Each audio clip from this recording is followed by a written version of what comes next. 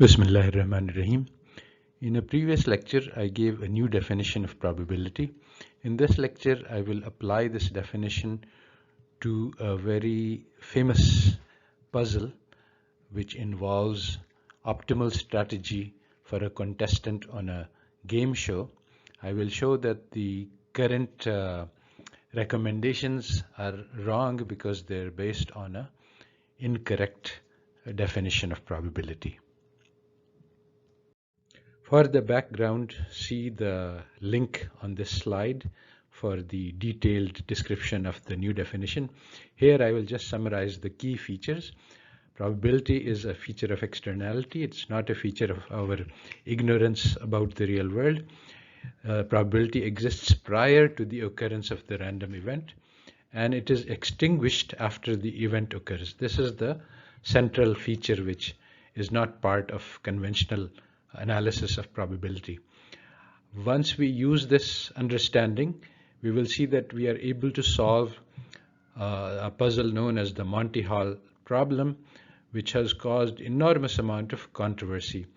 Our definition of probability gives us new insights into the problem, and it shows also why so much controversy exists and why the current solution is wrong. So let me start by describing the problem briefly. We are on a game show. There are 3 doors. One of them has an auto behind it and the other 2 have goats. You get to pick randomly from one of the 3.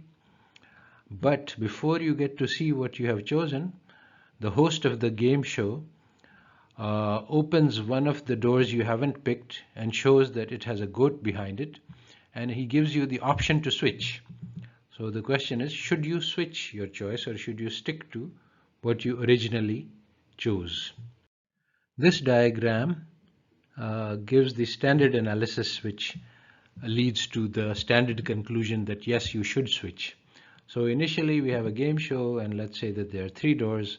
First has goat, second has goat, and the third has auto, and you get to choose. You choose one door at random. The first door has a goat, second door has a goat, third door has an auto. And now, after you choose one of these 3, the host reveals a door which has a goat behind it. So if you chose the first door, then the second door is revealed because that's the other door with the goat. If you choose the second door, he reveals the first. And if you choose the last door which has an automobile, then he can choose either the first or the second, and both of them have goats behind them. So at this point, you have to decide whether you should switch or you should not switch. So if you switch when you have chosen 1, you will end up with the auto. If you switch with the 2, you will again end up with the auto. But if you switch when you have the auto, then you will end up with the goat in either 1 or 2. So you have 2/3 chances of winning the auto by switching. On the other hand, if you do not switch, in the first case you have a goat, in the second you have a goat, and in the third you have an auto. So you only have a 1/3 probability of switching. So according to the standard analysis, you have a 2/3 probability of winning by switching and only a 1/3 by not switching. So you should switch. What our probability models tells us is that before you make a choice, there is indeed a probability 1/3 if you're selecting the right door. But after you have made the choice, there are no probabilities. The host knows what has happened. He knows whether or not you have made the correct choice. Now, from now on, there is no longer a question of probability. It's a deterministic game of strategy where the host knows something and you don't, and you are both making moves in order to try to win the game. And we will show this in the next diagram. Current analysis of the previous diagram assumes that the host plays mechanically according to certain rules. He always reveals a goat and he always offers a choice. This is not actually what happens, and it is not actually stated in the description of the game. The host does not say that I always show all contestants a door and always offer them choices. Now we will develop a correct analysis. So since the host can actually choose whether or not to offer you an option, and there are two starting positions, either you choose the goat or you chose the auto, but you don't know which one you have chosen. So if you have chosen a goat, the host can offer you no option. He just opens the door, reveals that you have chosen a goat, and you get the goat. Or he can offer you an option, in which case he opens a different door, reveals the goat, and offers the option to switch. And in this case, if you switch, you will win the auto, and if you don't switch, you get the goat. But if the host is interested in making you lose, then there is no reason for him to offer the switch in this second case. So if you choose the goat, the host will not offer you a switch. Now, if you choose the auto, the host can also open the chosen door and congratulate you, and you win the auto. Or he can open a different door, revealing the goat, and offers you an option to switch. In this case, if you switch, you will get the goat, and if you don't switch, you will win the auto. Now imagine a game show and think, why would the host offer you an option? It is only because he's trying to get you to switch.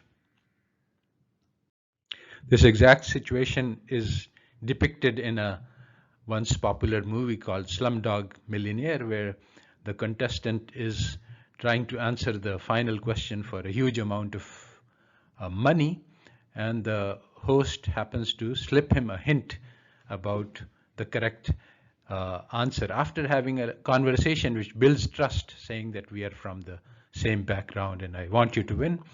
He slips him the wrong hint. The contestant does not follow the hint and happens to win. But the point here is that the game show host does not have incentive to make you win.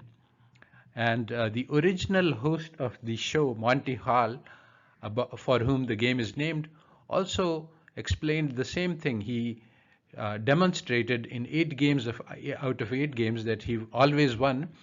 Whenever the contestant chose the goat, he would show him the goat. And if he would choose the automobile by chance, then he would persuade him to switch by using psychological tactics. By showing the open door, he would get the contestant to think that perhaps there is a greater probability of the car being in the unchosen door, and he would even offer him inducements, cash money, not to switch, so as to give him greater confidence in the idea that switching is better for him. And eventually he would switch and he would end up losing the automobile. There is a huge amount of confusion about this analyzing this game, partly due to wrong probability models and partly due to mistaken analysis. A famous mathematician remarked that our brains are not wired to do probability problems very well. This is wrong. Actually, our brains do probabilities very well because our survival depends on it, and we have been evolutionary programmed to assess the probabilities of survival in different circumstances and act on the highest, most favorable probabilities. The people are smart, but our mathematical models are clumsy and wrong, and for this reason they lead to the wrong results. The central confusion involved here and elsewhere is that of confidence versus probability. Before a random event occurs, probabilities are part of external reality. After it occurs, there is no probability. But suppose that an random event occurs and I do not know what has happened. I am ignorant, just like in this game, I made a choice, but I don't know the outcome. Then I have a subjective probability. Now the probability exists in my head because I don't know what happened. But this subjective probability, which should be called confidence to differentiate it, is not at all the same as external probability. This doubt only exists in my head because I don't know. It is not a part of external reality. And confidence is not probability for many reasons. For one thing, we can bet on probabilities because external probabilities are in the real world and should be the same for all people. But we can't bet on confidence because the outcome has occurred and somebody may know it, and so we will end up losing. Human beings are smarter than probability theorists. In an actual experiment, only 13% of the contestants actually switched. So the intuitive behavior leads to being smarter than Marilyn was savant, who is reportedly the smartest being on the planet with the highest IQ, because her answer was based on a probabilistic analysis. But probabilistic analysis is being applied to a situation where probability does not exist because it has been extinguished by the choice. And this kind of confusion is common because the standard probability theory model being taught in textbooks all over the world today, these are not situated in time. Time flows in one direction and probability also flows in one direction. It exists and then it's extinguished. In particular, the Bayes rule, about which there is a huge amount of controversy, emerges from this same problem because conditioning can be done as you go down time, but it cannot be done backwards in time. You cannot condition a present event on a future event. And that is what happens when you use the Bayes rule.